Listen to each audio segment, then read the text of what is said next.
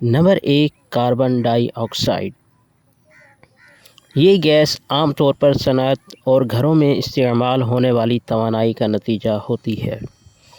خیال ہے کہ اس کے اضافے سے سطح زمین کا درجہ حرارت بڑھ سکتا ہے، جس سے کیمیاوی اور ماحولیاتی تباہیاں واقع ہو سکتی ہیں۔ Number 2، carbon mono oxide. فولاد کی صنعت، تیل صاف کرنے کے کارخانوں اور موٹر گاڑیوں میں ایندھن کے نامکمل احتراق سے پیدا ہوتی ہے۔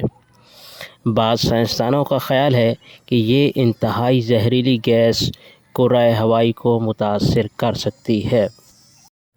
نمبر 3، سلفر ڈائی آکسائڈ۔ توانائی کے پلانٹوں، صنعتی کارخانوں، موٹر گاڑیوں اور گھر کے ایندھن کے دھوئیں سے پیدا ہوتی ہے۔ اس سے آلودہ ہوا سانس کی بیماری کو بڑھاتی ہے۔ درخت اور چونے کے پتھر والی عمارتوں، مصنوعی ریشے اور نباتات کو کھا جاتی ہے۔ Number 4، nitrogen oxide. درون سوز انجنوں، طیاروں، بھٹیوں، کھاد کے بکثرت استعمال، جنگل کی آگ اور صنعتی کارخانوں سے پیدا ہوتی ہے۔ نومولود بچوں میں سانس اور برونکائٹس پیدا کرتی ہے۔ آبی پودے بکثرت ہوتے ہیں، آکسیجن کم پڑ جاتی، مچھلیاں اور عمدہ پانی مقدار میں کم ہو جاتے ہیں۔ Number 5، phosphorus.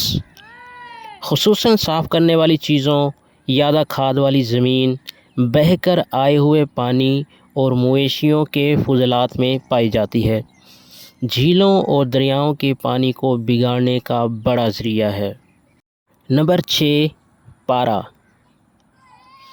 ایندھن کے جلنے سے مکروالکولی صنعت، بجلی اور پینٹ کی صنعت، کان کنی اور تیل صاف کرنے اور کاغذ کے گودے کی صنعت کا نتیجہ ہے۔ غذا کو، خاص کر بحری غذا کو آلودہ کرتا ہے۔ ایسا زہر ہے جس سے اعصاب متاثر ہوتے ہیں۔ نمبر 7، سیسہ۔ اینٹی ناک پٹرول کا ایک خاص جزو ہے، لیکن سیسہ پگھلانے، کیمیکل کی صنعت اور کیڑے مار دواؤں میں بھی پایا جاتا ہے۔ ایسا زہر ہے جو انزائموں کو متاثر کر کے استعمال کو بگاڑتا ہے، بحری اشیاء اور پینے کے پانی میں جمع ہو جاتا ہے۔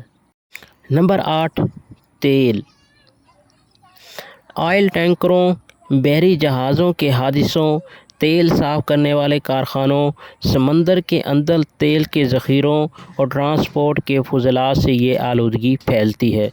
اس سے بحری مخلوق اور آبی پرندوں کو نقصان پہنچتا ہے۔ نمبر 9، DDT اور دیگر کیڑے مار چیزیں۔ صدف دار مخلوق کے لیے سخت زہر زراعت پر مشتمل ہے، پانی میں بہہ کر مچھلیوں کو مارتی ہے اور غذا کو آلودہ کرتی ہے۔ شاید یہ سرطان بھی پیدا کرتی ہے، مفید کیڑوں کو مار دیتی ہے۔ نمبر 10، اشعاع۔ ایٹمی ری ایکٹروں، اسلحہ سازی اور اس کی آزمائش اور ایٹمی طاقت سے چلنے والے بحری جہازوں سے یہ پیدا ہوتی ہے۔ اسے طب اور تحقیق میں استعمال کیا جاتا ہے، لیکن مقررہ حد سے زیادہ خوراک خطرناک رسولیات اور جینیاتی تبدیلیاں پیدا کر سکتی ہے۔